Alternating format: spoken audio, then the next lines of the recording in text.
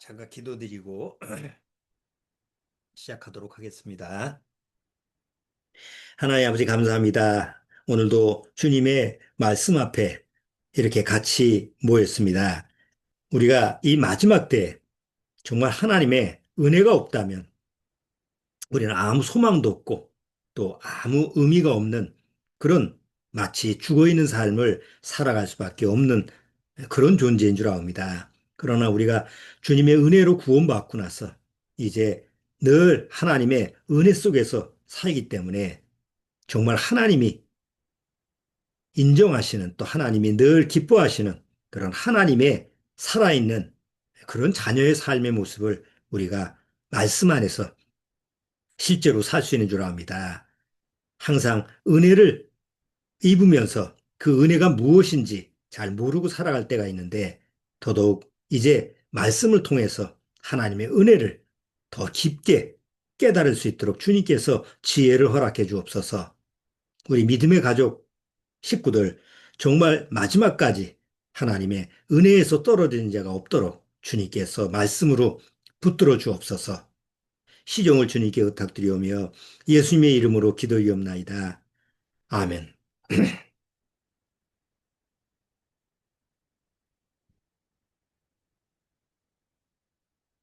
자, 우리가 지금까지 하나님의 은혜라고 하는 부분에 대해서 뭐 첫째 문, 둘째 문, 이렇게 다섯째 문까지 하나님의 은혜를 한번 살펴봤습니다. 그래서 첫 번째 문은 죄사함의 은혜라고 하는 그런 부분을 다뤘죠. 그러니까 두 번째 문은 참 자유함의 은혜가 뭐냐. 하나님 앞에서 진리가 너희를 자유케 하리라라고 했는데 그 진리가 너희를 자유케 한다라고 하는 그런 자유함이 무엇냐라는 것을 우리가 살펴봤어요. 세 번째 문에는 영생이 하나님 앞에서 영생이 무엇인가? 우리가 실제로 구원받고 나서도 영원한 생명을 누리는 삶이 주어지는데 그 영생의 은혜가 무엇인지 또 살펴봤고 네 번째 시간에는 하나님 나라는 먹고 마시는 것이 아니라 의와 평강과 희락이다. 그 의와 평강과 희락을 우리가 어떻게 경험하고 사는지 한번 살펴봤습니다. 지난주에는 세상을 이기는 것이 바로 무엇냐? 어, 예수님이 보라, 내가 세상을 이기었노라 라고 하셨죠. 십자가에서 승리하신 것은 빅토리라고 하는 정말 완전한 승리를 얘기하는 거고 그 이후에 예수님이 승리하신 그 승리 안에서 이기신 그 이김의 능력 안에서 우리는 오버캄, 늘 극복하고 그것을 넘어설 수 있는 그런 이김을 우리가 하나님의 은혜로 누릴 수 있다고 그랬어요. 자, 오늘 여섯 번째는 아, 하나님의 은혜 속에서 우리가 실제로 하나님 앞에 어떤 열매를 맺느냐. 바로 성령의 열매를 맺게 하시는 게 하나님의 은혜다라는 부분을 오늘은 좀, 어, 은혜의 여섯째 문으로 정해서 한번 살펴보려고 해요. 자, 성경에서는 예수님이 열매에 대한 얘기를 많이 했어요. 너희가 무슨 열매를 맺었느냐? 나는 열매를 보고 그 사람들을 이제 판단한다. 열매에 대한 얘기를 많이 얘기했는데 마태복음 한번 보실까요? 마태복음 7장.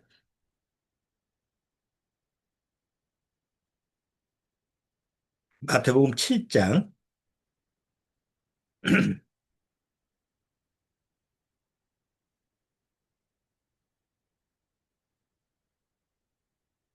마태복음 7장 16절 보면 마태복음 7장 16절 보세요. 그의 열매로 그들을 알지니 가시나무에서 포도를 또는 엉겅퀴에서 무화과를 따겠느냐. 이와 같이 좋은 나무마다 아름다운 열매를 맺고 못된 나무가 나쁜 열매를 맺나니 좋은 나무가 나쁜 열매를 맺을 수 없고 못된 나무가 아름다운 열매를 맺을 수 없느니라. 아름다운 열매를 맺지 아니하는 나무마다 찍혀 불에 던지우니라. 이러므로 그의 열매로 그들을 알리라. 그러니까 평가라고 하는 것이 하나님 앞에서 이 사람이 하나님 보시기에 어떤 사람이냐라고 하는 부분이 우리가 이제 표면적으로 구원받았다, 안 받았다. 이제 우리가 그렇게 이제 일단은 시작하잖아요. 그 되게 오늘도 이제 수많은 기독교인들이 교회 나가서 지금 이 시간에 예배를 드리고 뭐 찬송 드리고 이런 모습을 취하는데 각자 교회 나간 사람들 마음속에서 난 그래도 하나님의 자녀야. 난 그래도 구원받았어. 난 천국 가는 백성이야. 이렇게 이제 각자 자기 자신의 믿음과 신앙을 이제 그 뭐 우긴다고 할 수도 있고 고집한다고 할 수도 있죠. 부정적으로 이렇게 표현하면. 자, 그건 우리도 마찬가지죠. 우리도 다 구원받았다고 생각하니까, 나 구원받았어. 그러니까 난 천국 가는 백성이지. 이제 이렇게 우리는 스스로 판단할지 모르지만, 하나님은 어떻게 판단하시느냐. 그 열매를 보고 안다. 나 구원받았어. 그러니까 나 편에서는 나 구원받았어. 이렇게 얘기하면 끝날 것 같지만, 하나님 편에서는, 그러면 열매를 보자. 그렇게 이제 판단을 하시는 거죠. 그래서 예수님이 나더러 주여 주여 하는 자마다 다 내게로 올 것이 아니다. 이렇게 말씀을 하잖아요. 뭐 교회 나가서 오늘 다 주님 주님 그렇게 부르지만 주여 주여 하는 자마다 다 내게로 올 것이 아니다. 그러면 아버지 뜻대로 행하는 자라야 내게로 오는데 아버지의 뜻이 뭐냐? 물론 구원받고 나서 내가 하나님의 죄사함을 받고 영원한 생명을 얻는 게 아버지의 뜻이에요. 자, 그렇지만 그 안에 하나님이 평가하시는 기준은 뭐냐? 너는 내가 말씀으로 너를 구원했으니까 이제 마치 하나님이 농부가 돼서 씨를 심는 거나 마찬가지예요. 여러분, 어, 이제 보통 그 요즘 이제 텃밭 이런 거 해서 이제 뭐 작물도 심고 뭐 그러잖아요. 그런 경험을 하는데 한 번씩 그런 경험을 해보는 게 좋은 것 같아요. 저도 이제 매년 텃밭을 조그맣게 이제 하고 거기 뭐 호박, 뭐 오이, 뭐 또 여러 가지 작물, 뭐 방울토마토, 뭐 열매 맺는 거를 이렇게 먹을 수 있는 것을 이렇게 심죠. 처음에 심을 때 그 심는 것을 뭐 거창한 걸 심는 게 아니잖아요. 처음에는 씨를 심어요. 뭐 보통 뭐 간편하게 해서 우리는 모종을 사다가 심지만 처음에는 다 각자 씨를 심는 거예요. 그렇죠? 나무도 씨를 심어서 모종을 만들어서 그렇게 이제 나중에 묘목을 파는 거니까. 그럼 씨가 예를 들어서 이제 우리 밭에서 가장 쉽게 할 수 있는 게 호박씨. 호박 같은 경우는 이제 호박 그 집에서 이렇게 작년에 농사 졌다가 뭐 호박 파먹고 남는 씨 있잖아. 씨를 가지고 있다가 나중에 그 씨를 심어요. 그땅 파가지고 두 개나 세 개. 이게 씨, 이게 뭐 손톱보다 작잖아요. 호박씨가 좀 커도. 그런데 나중에 씨가 이제 잎을 내고 가지를 내고 막 이렇게 해서 나중에 번성하면 맷돌 호박이라는 거 있죠.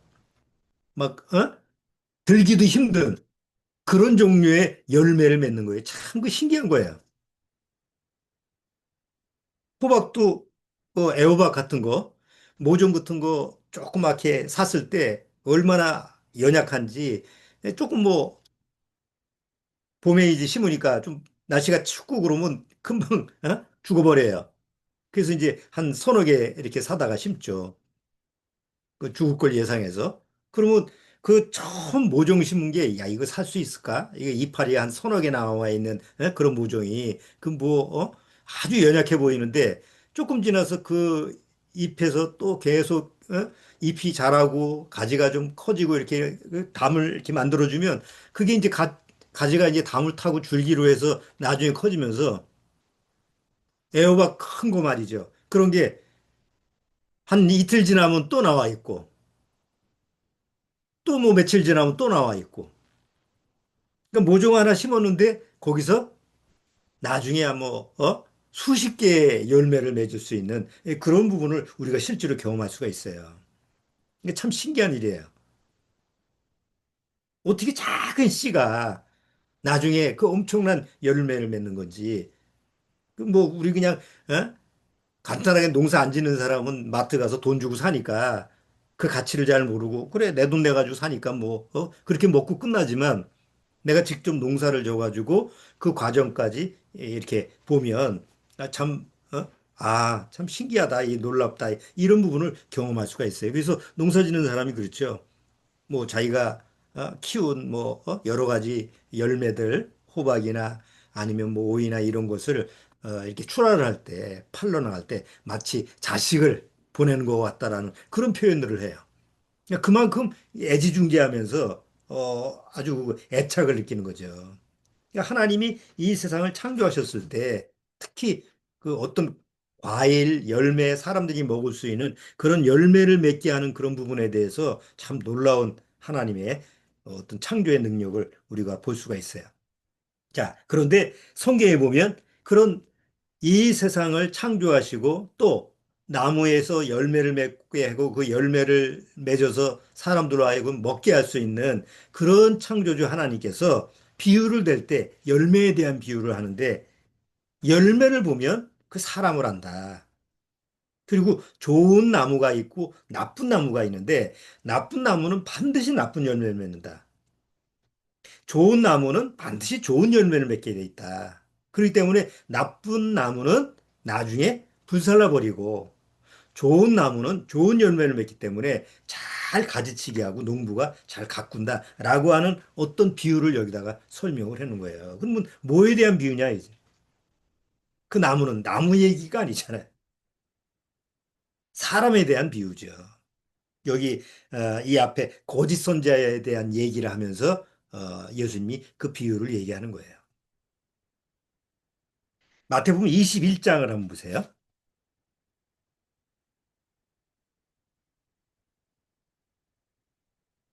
마태복음 21장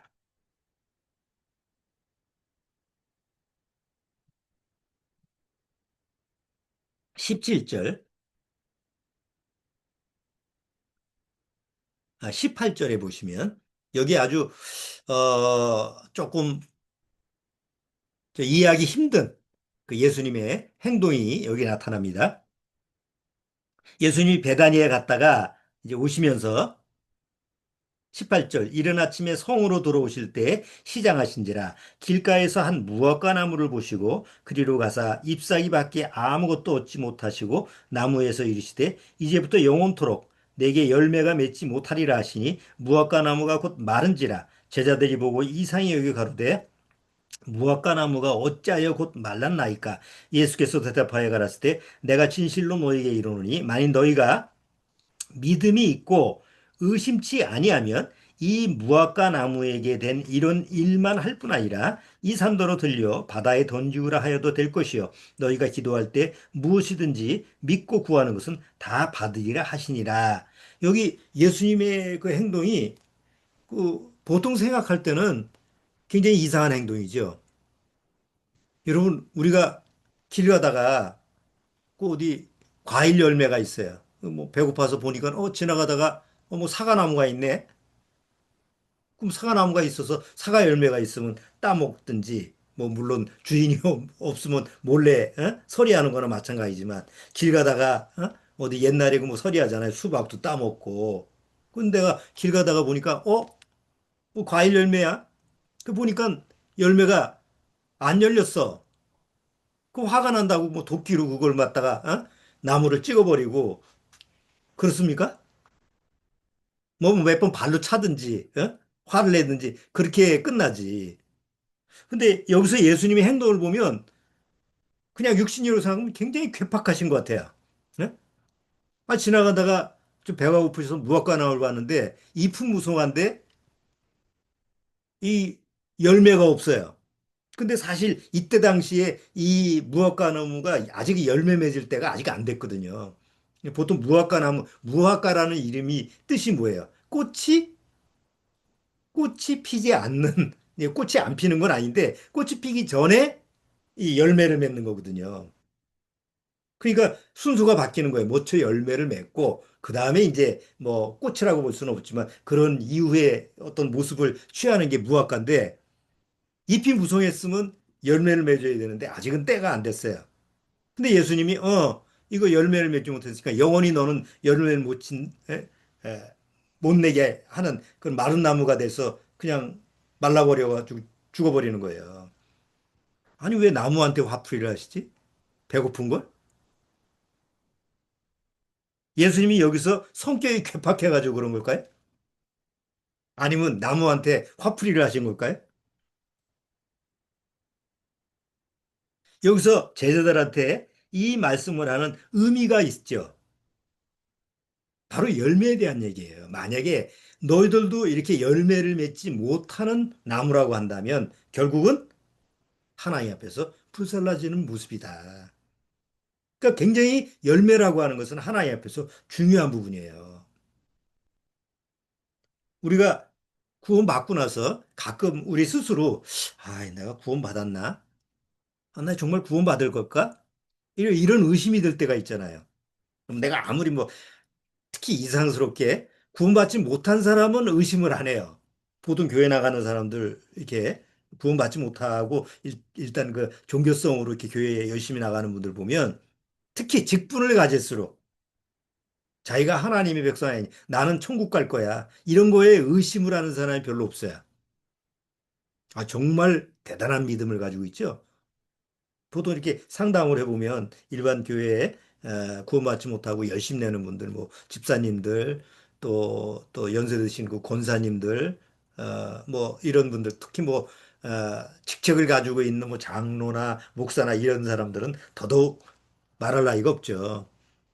그러니까 다른대로 나는 그래도 이런 정도의 믿음 생활을 해. 이런 정도의 신앙을 가지고 있어. 이런 사람들은 절대 자기 자신에 대해서 구원의 의심을 안 해요. 아주 그냥 무대포예요. 그러니까 난 절대적으로 천국 가는 사람이야. 이런 믿음, 이런 대단한 믿음을 가지고 이제 종교 생활을 해요. 그렇죠? 아니, 보통 세상에서 한번 보세요.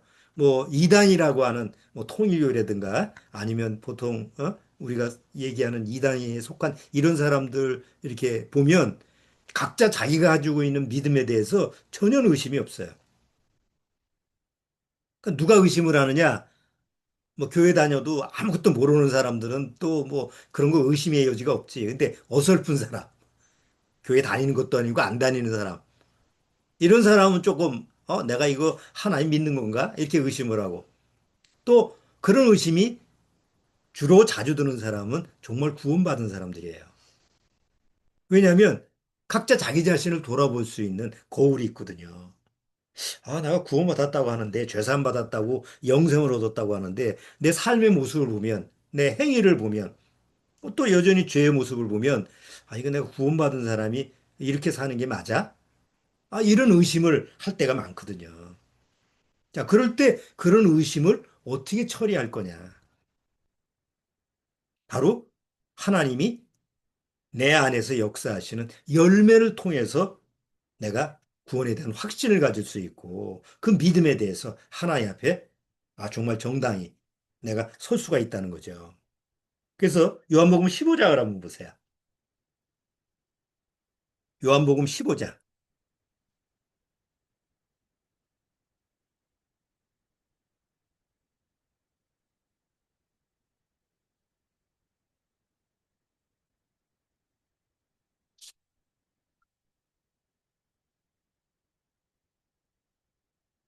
자, 요한복음 15장 1절에 보면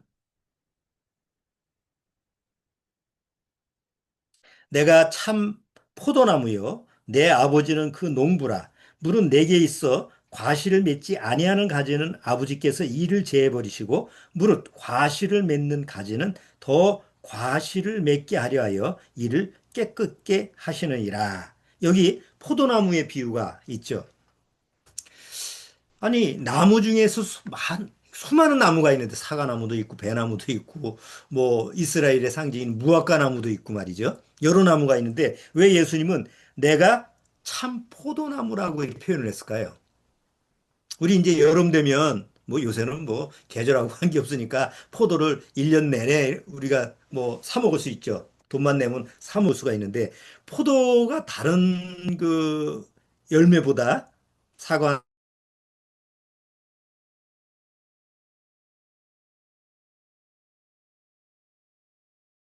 포도라고 하는 그 나무가 뭐 수없이 많이 열리는 거예요. 그것도 좀 신기하죠.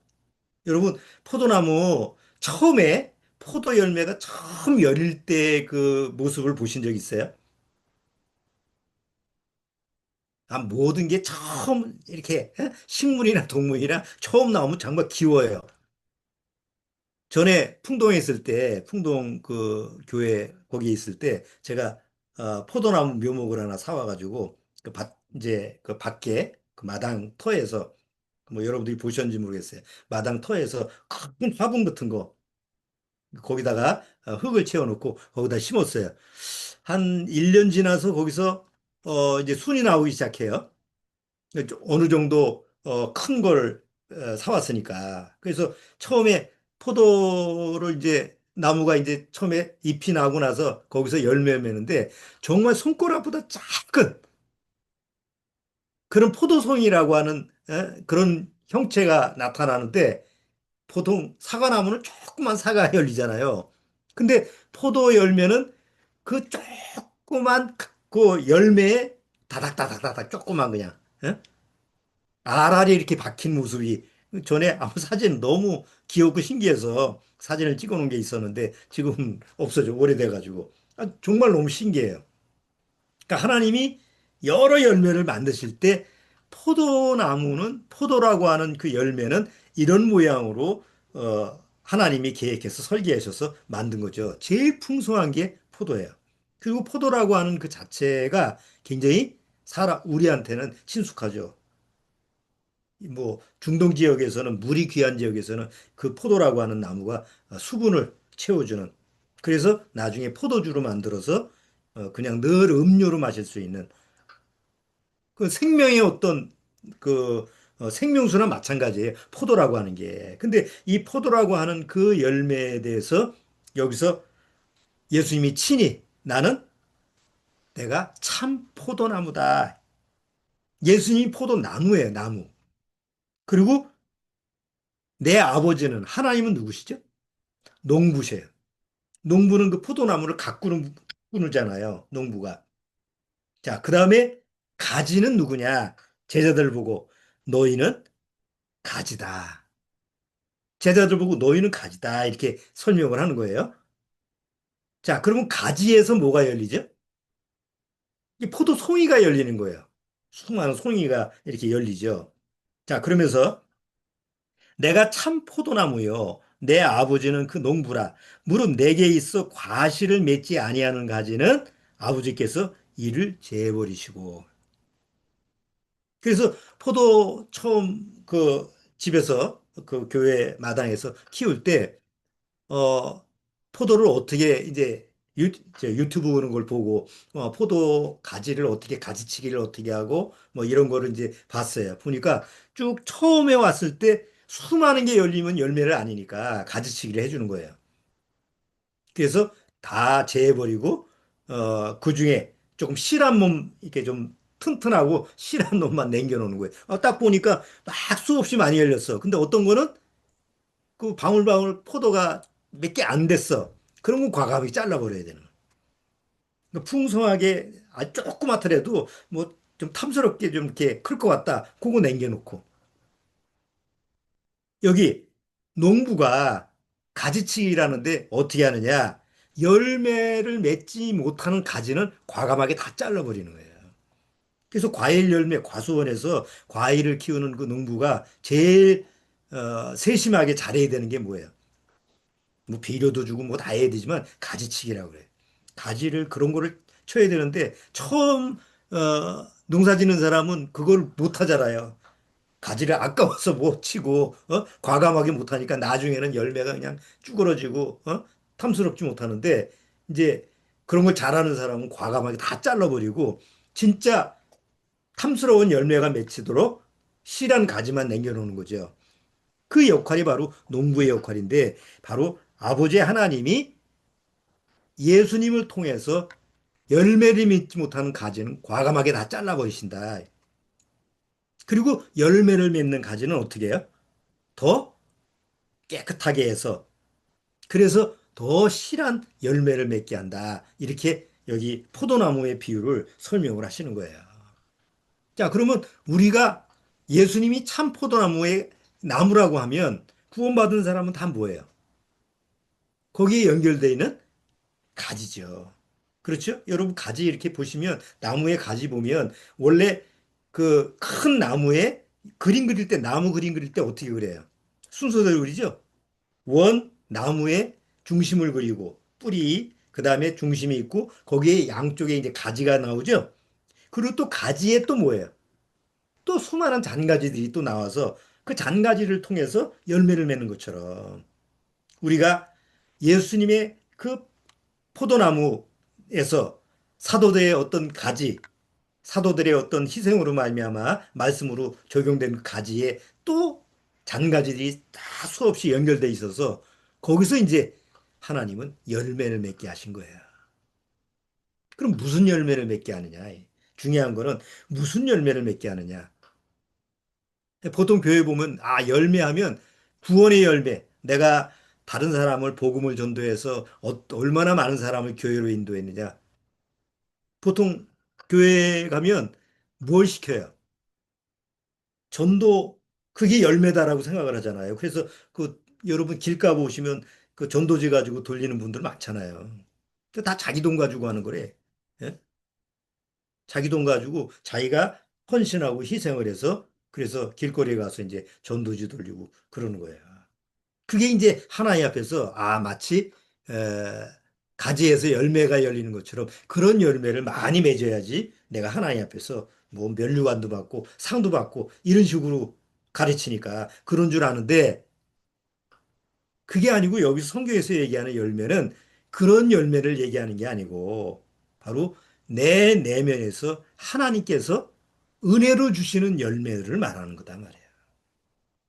그래서 갈라디아서 이제 오늘 우리가 좀 다뤄봐야 될 것을 살펴보죠. 갈라디아서 5장.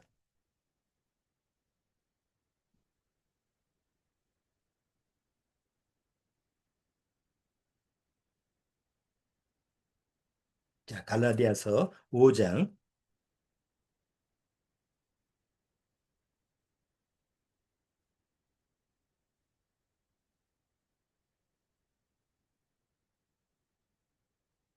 자, 5장 18절서부터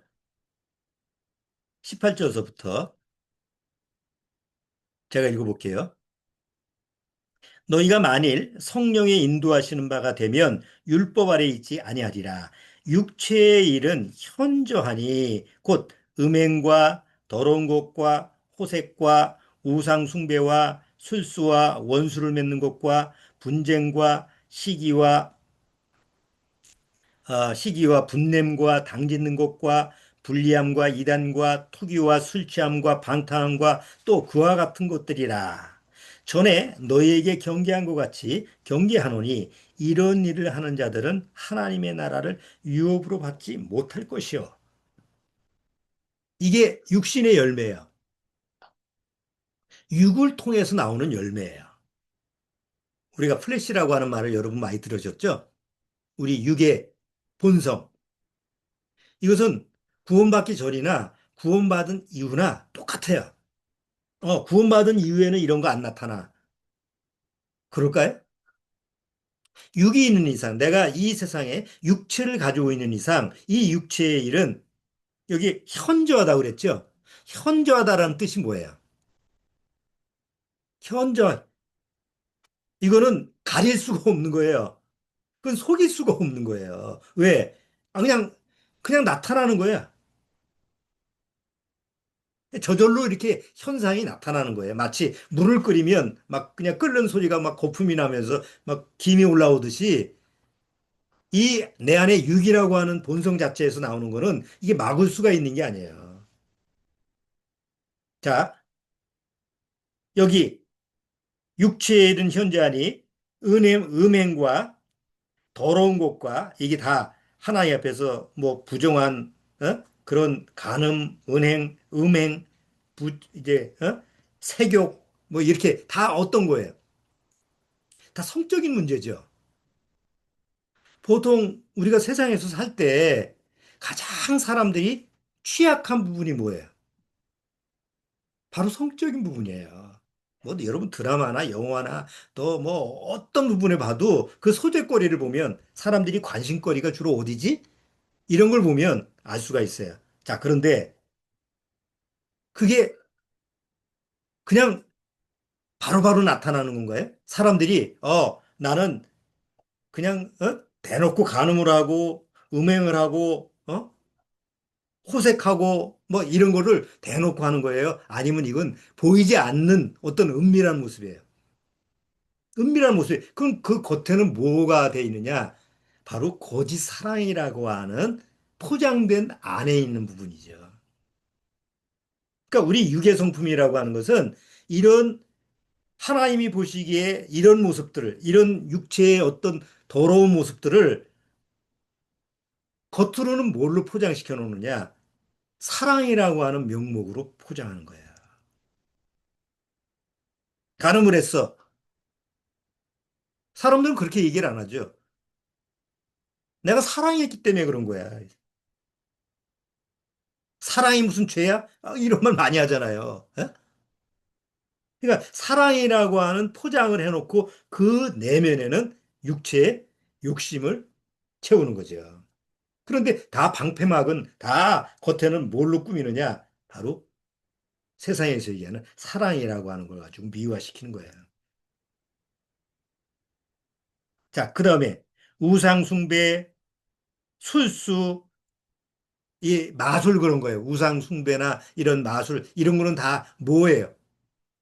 겉으로는 뭘로 꾸미죠? 세상 종교예요. 어떤 세상이라는 종교라고 하는 어떤 테두리를 그런 가면을 쓰고 그 뒤에서는 다 어떤 거짓된 술수 또 뭐 아니면 뭔가 신을 숭배한다고 하면서도 그 자체가 하나님 보시기엔 다 우상 숭배죠. 그다음에 원수를 맺는 것, 분쟁, 시기, 분냄, 당짓는 것, 불리함과 이단 이런 게 다 뭐예요? 다 사랑과 사랑 관계 속에서 증오하고 경제하고 전쟁하고 뭐 싸우고 난리 그냥 세상이 난리잖아요. 그런데 겉으로는 항상 뭘 가지고 얘기를 하죠? 평화를 얘기하죠. 여러분 우크라이나하고 그 러시아하고 지금 전쟁이 거의 4년 차, 4년이 넘었어요. 그럼 맨날 텔레비전 보면 여기서 피난 오고 애들이 죽어나오고 이런 처참한 모습을 보고 있는데 그 지도자들끼리 만나가서 얘기하는 건 뭐에 대한 얘기를 해요? 야, 평화를 하자, 우리 평화를 하자. 계속 그런 평화 얘기를 하잖아요. 근데 실제로는 여전히 전쟁통에서 죽어나가고. 러시아는, 푸틴은 우리는 전쟁을 할 수밖에 없는 이유가 우리 평화를 위해서, 우리 러시아의 안전을 위해서 그렇게 한다. 이렇게 얘기를 하죠.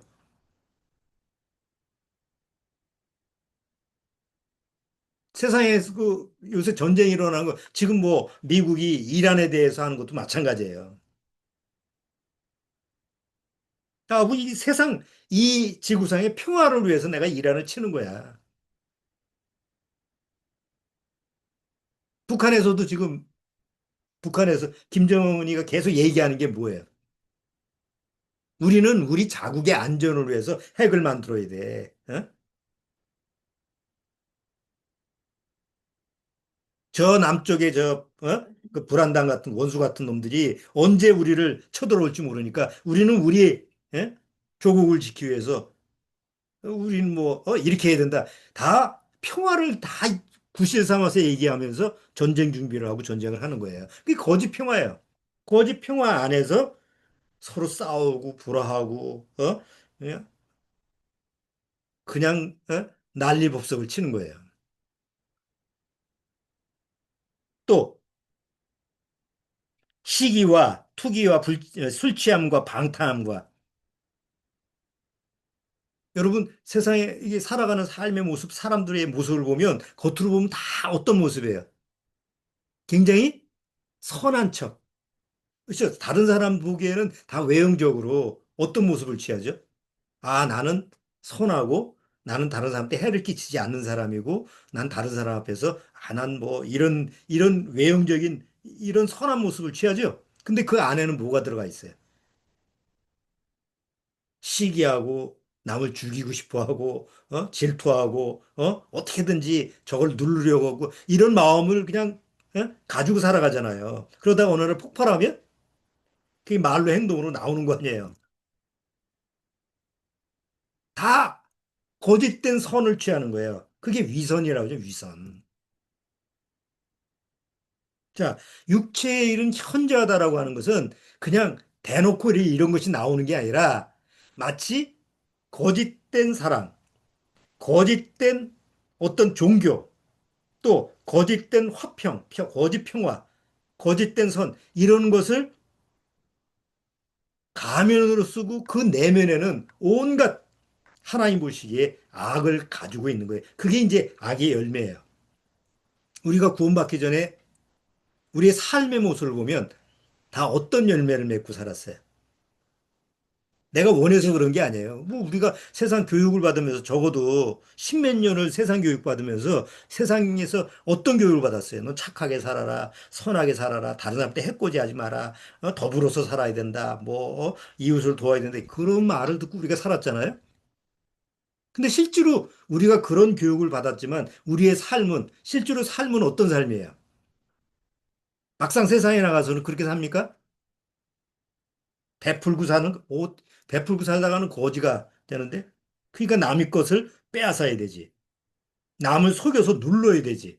경쟁 사회에서 내가 죽든 네가 죽든 둘 중에 하나가 죽어야지 살아남는 그런 세상 원리에서 내가 지금까지 배웠던 논리하고는 전혀 안 맞는 삶으로 사라지는 거예요.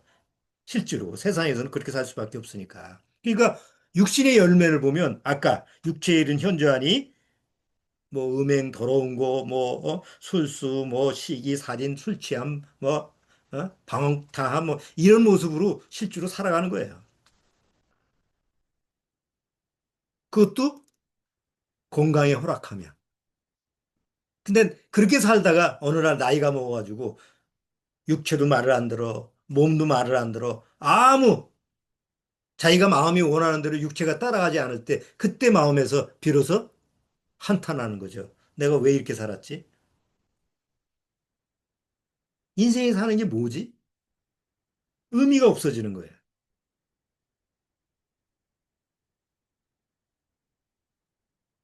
그러니까 너무 허무하잖아요. 허무하다는 게 뭐예요? 나무를 심었는데 그 나무에 사과나무를 심었는데 그 나무에 사과나무가 없어. 열매가 하나도 없어. 봄이 돼서 묘목을 심어가지고 아 겨울이 되면 내가 수확을 하겠지 하고서 나무를 심었는데 여름 되니까 이파리가 얼마나 무성한지 몰라요. 그러니까 얼마나 기대가 크겠어요. 그런데 가을이 되니까 열매를 기다리는데 아무 열매가 없어요. 열매가 나는데 다 그냥 말라 비틀어진 그런 열매가 맺혔어요. 내가 얼마나 실망스럽겠어요.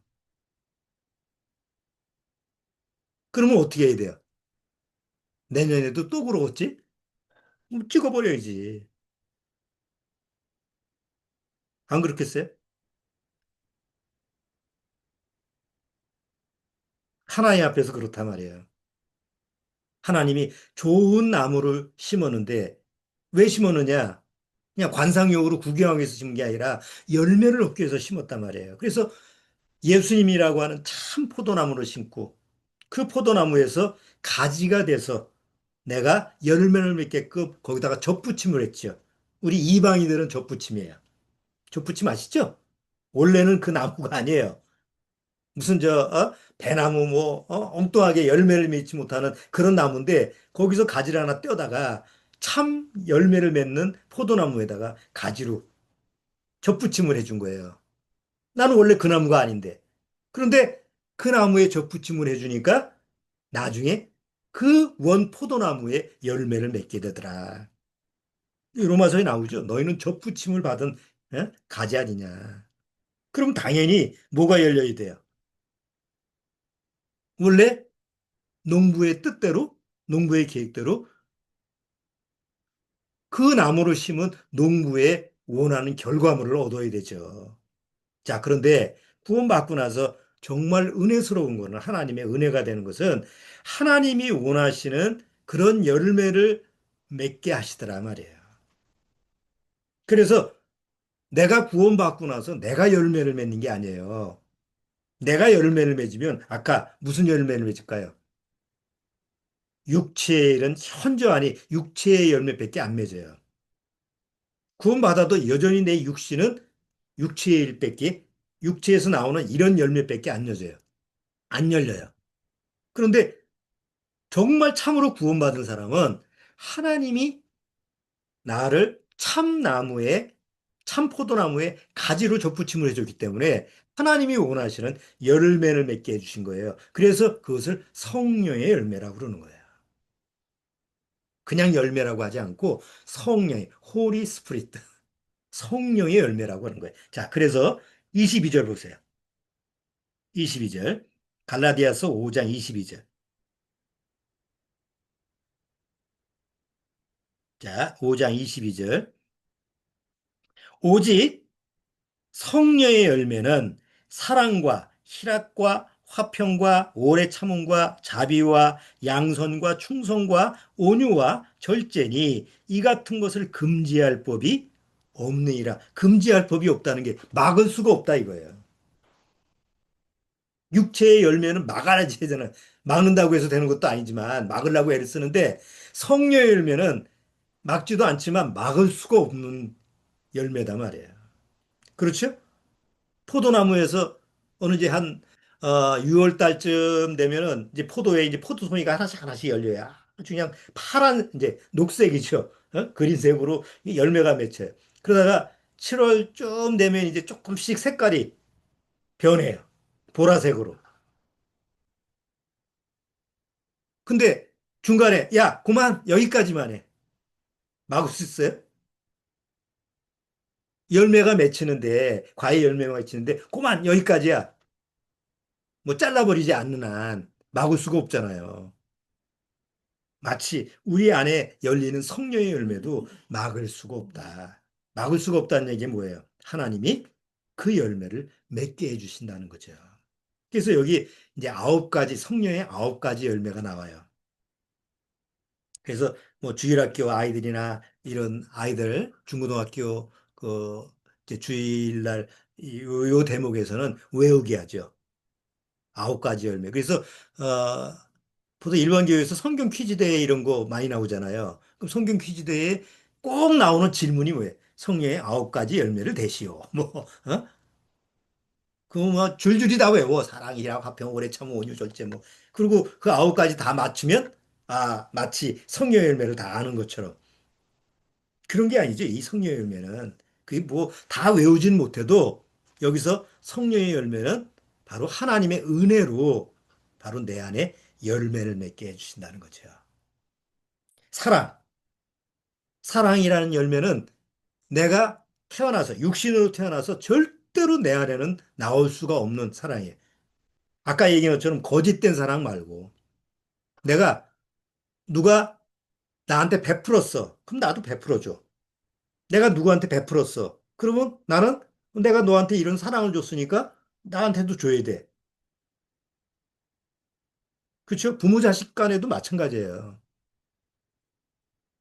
부모가 자식한테 주시는 그 주는 사랑이 내리 사랑이다라고 하지만 나중에 자식이 막 속을 새기고 막 그러면 부모가 또 뭐라 그래요? 내가 왜 널 낳아가지고 그 말 자체가 뭐예요? 뭔가 대가를 바라는 거 아니에요. 내가 너 낳느라고 키우느라고 얼마나 했었는데 네가 나한테 이럴 수가 있어? 그런 마음 갖는 자체가 뭐예요? 기브 앤 테이크단 말이에요. 근데 하나님이 내 안에 사랑이라는 열매를 맺게 하는 것은 그런 거하고는 관계없어요. 주고받는 사랑이 아니에요. 하나님만이 주실 수 있는 일방적인 사랑이에요. 그런데 그런 일방적인 사랑을 구원받으면 내 안에 맺게 하는 거죠. 그거를 다른 사람한테 줄 수 있는 아무 조건도 없고 아무 대가도 바라지 않고 그리고 내가 줬는데도 그 사람이 그거에 대해서 반응을 안 보인다고 해서 그걸 내 안에서 섭섭하게 이고 그렇지 않는 그냥 하나님이 우리를 사랑했듯이 예수님이 우리를 사랑했듯이 그런 사랑을 다른 사람한테 줄 수 있는 그런 열매를 맺게 해주시는 거예요. 대단한 거죠. 고린도전서 13장에 사랑에 대한 얘기를 쭉 하죠. 사랑은 뭐 어쩌고 저쩌고 저쩌고 거기 내용을 보세요. 과연 내가 어떻게 노력해서 그런 사랑을 할 수 있는가?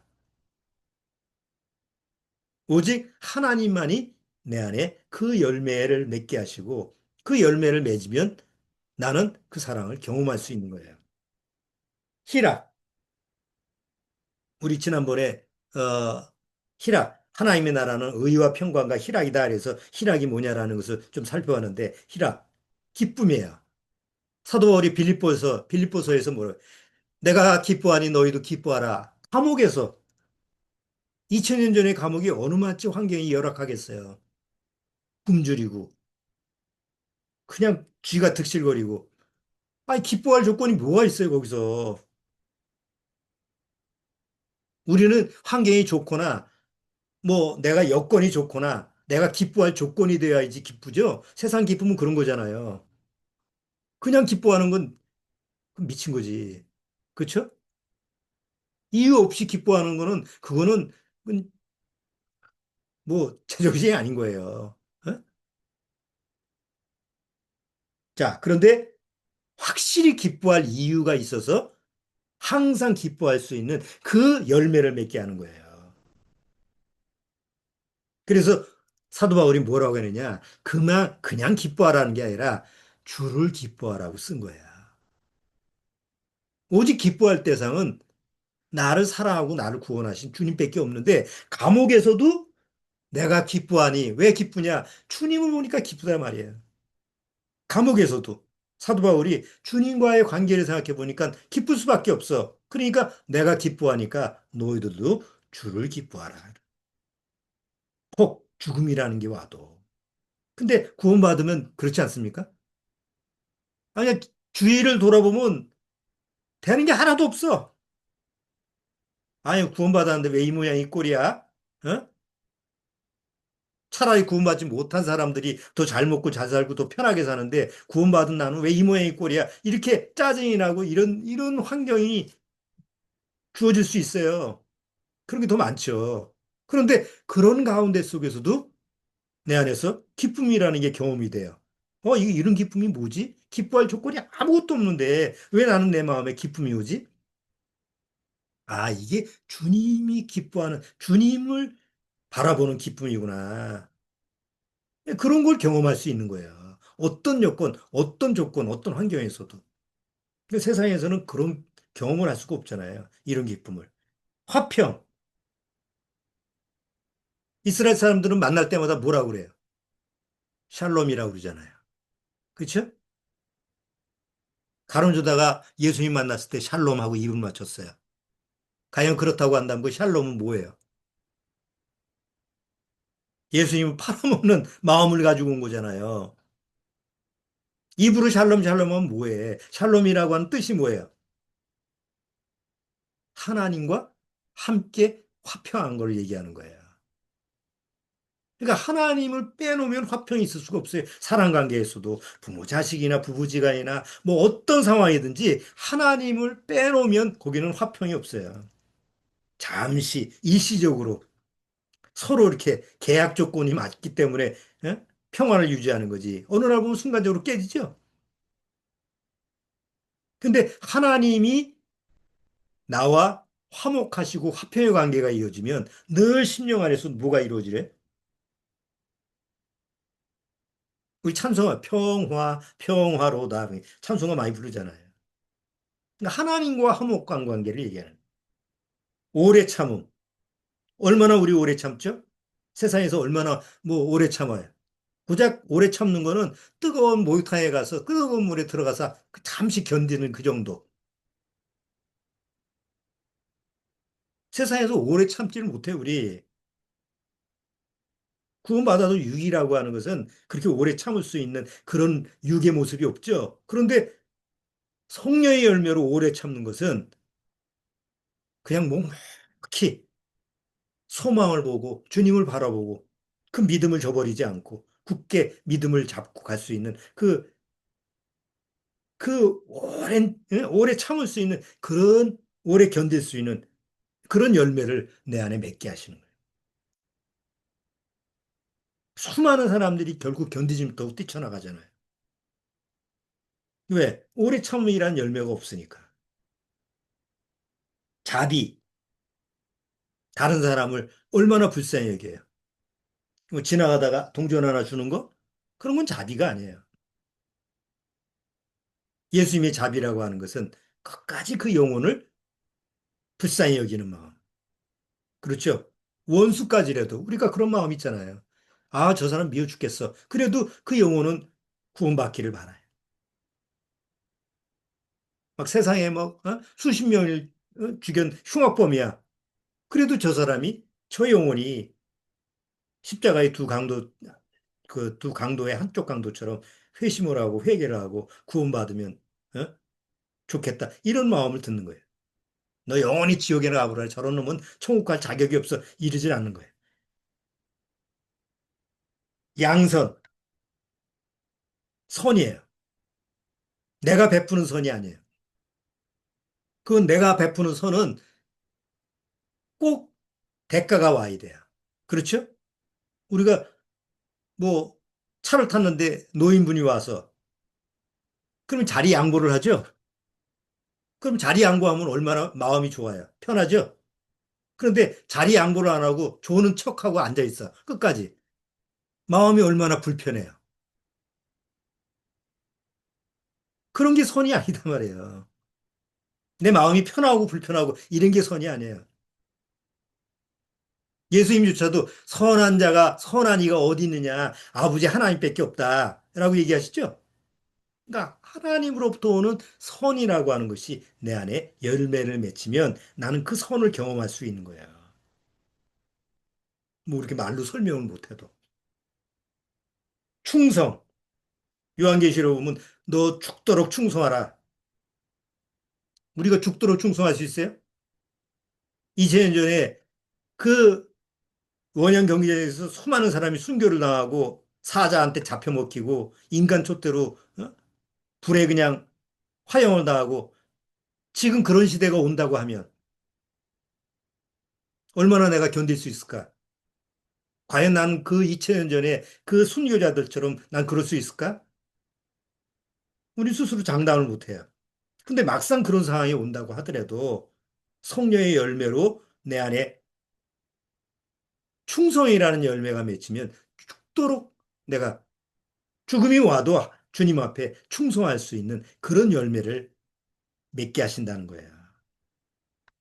온유. 나는 마음이 온유하고 겸손하니. 예수님의 온유라는 것은 그냥 순한 사람이 아니죠. 부드러운 사람을 온유하다 그러는 게 이 온유라는 것은 능력이 있는데 그 능력을 절제를 할 수 있는 거예요. 자제를 할 수 있는 거예요. 예수님이 그랬죠? 마귀한테 세 번 시험을 받는데 야, 이거 가지고 너 빵 만들어서 먹어. 그러면 예수님은 얼마나 그런 능력을 가지고 계시잖아요. 그럼에도 불구하고 예수님은 사단한테 뭐라 그래요? 야, 너 여기서 뛰어내릴 테니까 잘 봐. 그렇게 호기를 부리고 예수님이 그 사단한테 자기를 자라 이런 모습을 보이는 게 아니에요. 그냥 아버지의 뜻대로 자기를 맡기는 거예요. 마지막 절제. 사도 바울이 빌립보서에서 뭐라 내가 어느 것에도 부한 것도 장 가난한 것도 어떤 환경에서도 내가 처할 줄 아는 비결을 배웠다. 만족하는 비결을 배웠다.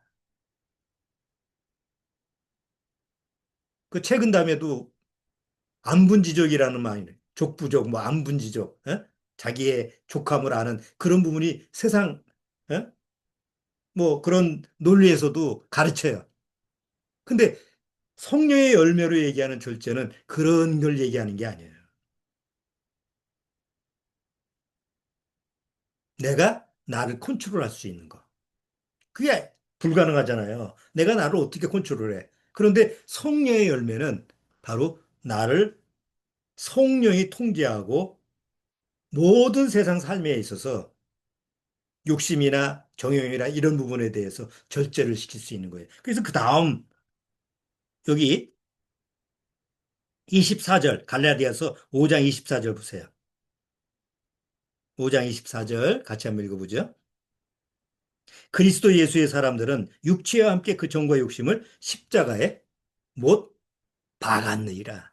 육체는 현저하니 막을 수가 없는데 그리스도의 사람들은 그 육체와 함께 정과 욕심도 십자가에 다 못 박아 버렸으니까 더 이상 그 열매를 맺지 못하게 하고 하나님이 기뻐하시는 그 성령의 열매를 맺게 하신다. 이렇게 그렇게 할 수 있는 비결을 여기다가 기록해 놓으신 거죠. 자, 그렇기 때문에 우리가 구원받고 나서 성령의 열매로 내 안에서, 이런 것이, 내가 노력해서 얻어지는 게 아니고, 내 의지로 만들어지는 게 아니고, 성령의 은혜로 오는 거구나라는 것을 실제로 우리가 우리 삶 속에서 경험하는 거예요. 그 경험을 했을 때, 은혜가 더 누려지는 거죠. 근데 이런 것이 발견이 안 되면 은혜 생활이라는 것은 못해요.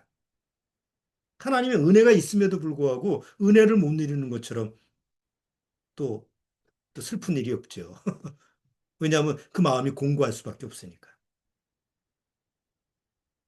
자, 오늘은 은혜의 여섯 번째 문에서 성령의 열매를 우리 안에 이렇게 저절로 열리게 하신다라는 거. 성령의 열매를 맺게 하는 것은 바로 내가 하나님 앞에서 정말 구원받은 사람인지 아닌지를 이렇게 분간할 수 있는, 판단할 수 있는 척도라고 하는 것을 한번 살펴봤어요. 여러분도 한번 말씀을 통해서, 내 삶을 통해서 과연 나는 내 안에 성령의 열매를 어느 만치 실제로 경험하고 있는지 한번 그렇게 에, 점검을 해보셨으면 좋겠어요. 자, 다음 주는 이제 일곱 번째 문 해서 어, 예수님을 닮을 수 있는 은혜, 예수님의 발자취를 쫓아서 우리는 이 세상에 누구를 닮아요? 뭐 어렸을 때서부터 부모를 닮고 뭐 하여튼 누구를 닮아갈죠? 근데 구원받은 사람한테 하나님의 은혜를 주시는 것은 딱 한 사람을 닮게 하는 거예요. 바로 온전하신 예수 그리스도를 닮게 하는 그런 모습인데 그런 은혜를 하나님이 허락하셨다라는 것을 한번 다음 주에 또 같이 살펴보도록 하겠습니다. 오늘은 여기까지 하도록 하겠습니다. 기도하고 마치도록 하죠. 하나님 아버지 감사합니다. 정말 우리가 구원받기 전에는 그 현저한 육체의 열매, 그 육신의 열매만 맺다가 결국은 그 죄 속에서 죽고 하나님의 심판을 받을 수밖에 없는 그런 어리석은 그런 자가 될 뻔했습니다. 그러나 다행스럽게도 하나님이 나를 불쌍히 여기서 하나님의 자비로 이제 예수 그리스도의 은혜로 구원받게 하셨습니다. 근데 구원받은 것도 감사한데 구원받은 이후에 하나님이 원하시는 성령의 열매까지도 내 안에 열리게 하신다는 사실입니다. 안타까운 것은 그 성령의 열매를 내 안에 맺히려면 바로 내가 주님 앞에서 간절히 그 성령의 열매를 원하고 간구하고 또 바라야 되는 줄 압니다. 그러나 대다수 사람들이 은혜를 받았다고는 하나 그 성령의 열매에 대해서는 관심이 없습니다. 구원은 받았다고 하지만 관심이 없으면 결코 그 열매를 경험할 수 없는 줄 압니다. 그리고 그 끝에 열매가 없다면 결국 하나님 앞에서는 버리운 자가 될 수도 있습니다. 아무쪼록 우리 믿음의 가족들 정말 내 안에 성령의 열매가 맺히는지 말씀을 통해서 스스로 시험하고 확증할 수 있는 그런 귀한 시간을 갖도록 주님께서 인도하여 주옵소서. 예수님의 이름으로 축원합나이다. 아멘. 자, 마치도록 하겠습니다.